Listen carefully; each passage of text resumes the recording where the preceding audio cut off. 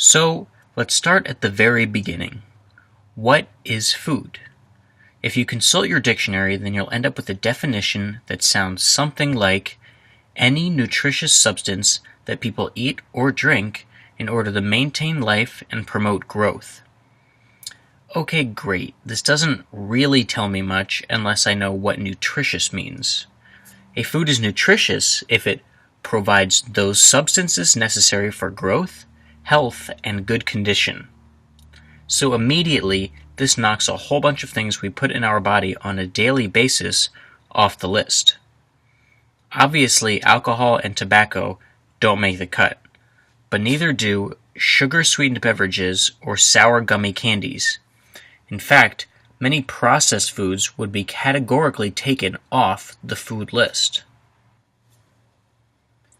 Now our definitions start to get more nuanced. It is not out of the ordinary for an American in a single typical day to come across the words locally grown, fresh, organic, natural, and genetically modified without anything resembling a strict definition for any of them. For example, I recently saw a new green Coke can at the grocery store. On the can, above the word Coke, was the word organic. Does the word organic mean that the soda is less likely to be processed or that it is healthy? Not necessarily.